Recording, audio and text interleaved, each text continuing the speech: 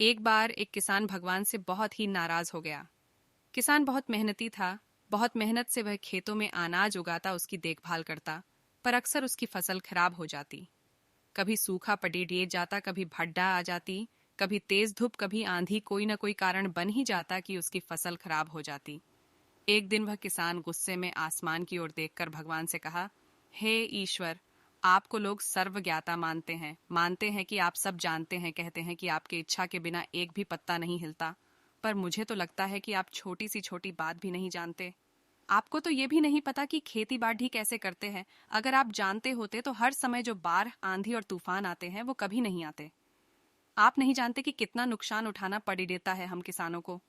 यदि आप मेरे हाथ में यह शक्ति दे दे कि जैसा मैं चाहूं वैसा मैं मौसम कर दूं, फिर आप देखना, मैं अन्य के भंडार लगा दूंगा।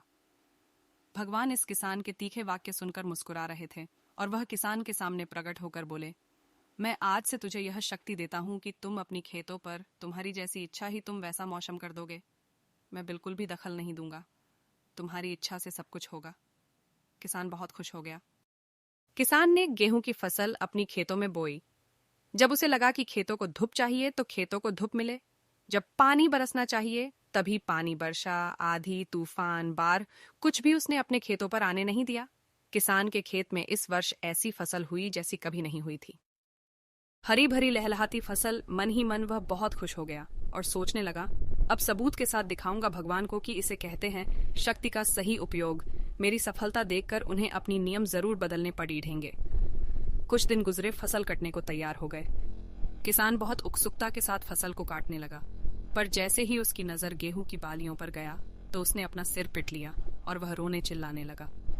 गेहूं की एक भी बाली के अंदर गेहूं का दाना नहीं था। सारी बालियां अंदर से खाली थीं। किसान बहुत दुखी हो गया। उसने भगवान को रोते हुए फिर पुकारा, हे प्रभु, तुमने ये मेरे साथ क्या किया? क्या तुमने मुझे कोई सजा दी? भगवान बोले, पुत्र, ये तो होना ही था।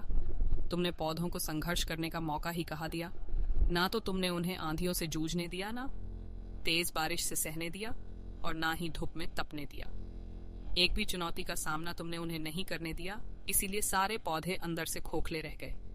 जब आंधी, तूफान, तेज बारिश और धूप पड़ती है तभी ये पौधा अपने अस्तित्व को बचाने के लिए संघर्ष करते हैं, और इसी संघर्ष से एक बल पैदा होता है जिसमें शक्ति होती है, ऊर्जा होती है।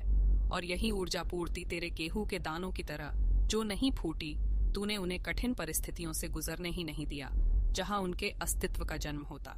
सारे बालियां इसीलिए खाली है, इसमें एक भी गेहूं का दाना इसलिए नहीं है क्योंकि तुमने अपने पौधों को संघर्ष कराया ही नहीं।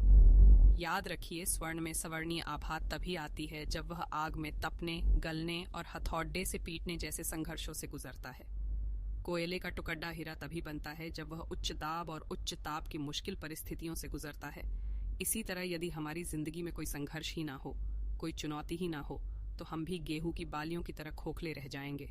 कोई अस्तित्व नहीं होगा हमारा। परिस्थितियां, चुनौतियां, समस्याएं हमें और अधिक निखारती है। यदि जीवन में कठिन परिस्थितियां और चुनौतियां आए तो घबराना मत, बल्कि सामना करना। विश्वास करना कि आप और अधिक निखर जाओगे और अधिक मजबूत बन जाओगे। किसी ने कितना सही कहा है, जिंदगी जीना आसान नहीं होता। बिना संघर्ष कोई महान नहीं होता। जब तक न पड़ी है हथौड़े की चोट, तब तक पत्थर भी भगवान नहीं होता।